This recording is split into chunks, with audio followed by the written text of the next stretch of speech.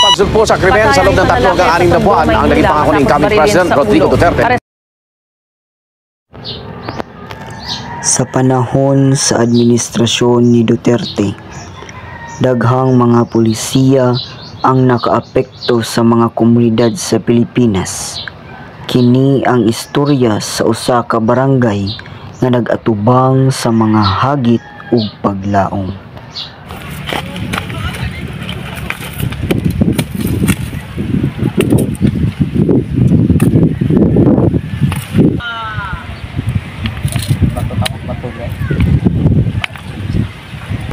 Pero ano naging manilaw? Nakuha ka naman ay. Balik ka agi diri, pakyon ka. Dong, sunod nga ayaw nag-agi diri nga. Sumagi ka sunod diri, pakyon nila. Agon magod. Dahil ini. Anda. Awang buang ka. Dito ni ka. Graan, daw na mo magkinsa. Gerak yo. Sige ra. Benar ada.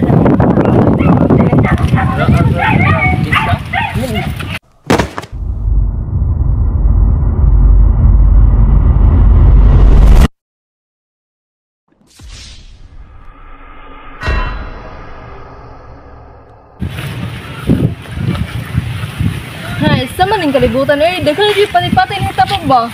Unsan mo mga Pilipinas? Kabantay mo? Ito sa? Dilig init, illegal drugs, di ba illegal drugs? Na! Kasi man na! Hala, anak mo nang wail.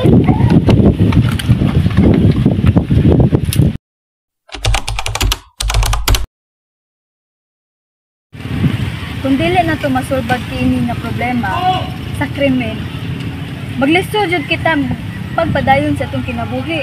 Kinahanglan kita magkinabangay aron masulbad nito kinahanglan. Takujud mo. Mga kabarangay, dapat ang magkinabangay para masulbad nato ang atong mga problema. Dapat ang magbayanihan. Protect the individuals.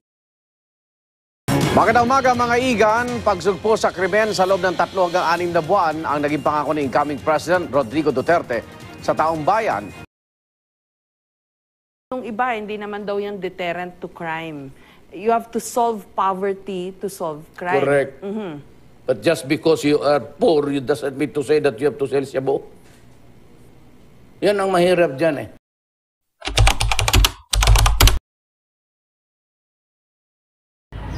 Maayong adlaw sa tanan. Ako si Aldred Silis, usa ka mayor sa Dakbayan sa Karkar. Kabahin sa mga sunod-sunod nga krimen, ako nagaauhag kaninyo nga magtinabangay kita sa pagpugong sa pagtaas sa kaso sa krimen. Isip inyong mayor dinhi sa Dakbayan sa Karkar, buhaton na kong tanan aron aduna kitay sakto, hamugaway ug safety nga lugar aron dili na kita mahanlok maglakaw nga kitarang usa sa mga kadalangan. Subay niini, akong gihangyo ang atong mga kapulisan sa hugot na pagbantay sa atong komunidad aron mamahimong malampuson ang atong pagpugong sa pagtaas sa kaso sa krimen. Ug subay sa balaod sa atong presidente nga si Rodrigo Roa Duterte, angay pagahugtan ug pagbantay sa lugar ug hunungo na ang paggamit sa illegal nga droga. Daghang salamat. Imo na to kini ang atong komunidad nga nagpakita sa tinuod ug kusog sa bayanihan. Unsa man ang mga epekto sa bag-ong pulisiya ni Duterte sa atong komunidad? Ang mga pulisiya sa administrasyon ni Duterte nagdala og mga kausaban sa atong panginabuhi. Kailangan nato magtinabangay aron masabtan ug maangkon ang benepisyo ini. Salamat sa tanan kini nga kalampusan magpabilin sa atong komunidad sa maabot nga henerasyon. Maayong adlaw kaninyo nga pag-usab. Ako nagapasalamat sa matag buhat ug paningkamot nagkahiusa ang komunidad. ang espiritu sa bayanihan buhi og nagpadayon. Nahimo nato kini ang atong komunidad. Nagpakita sa tinuod nga kusog sa bayanihan.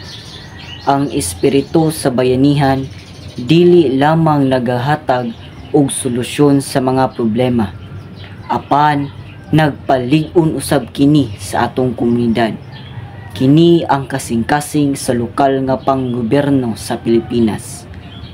Hangtod nga buhi ang espiritu sa bayanihan, magpadayon ang mga Pilipino sa paglambo, magkahiusa sa ilang mga paningkamot ug mga damgo. Hay, salamat. Makatunok sa eskwelahan na ako na isa. Isipin na.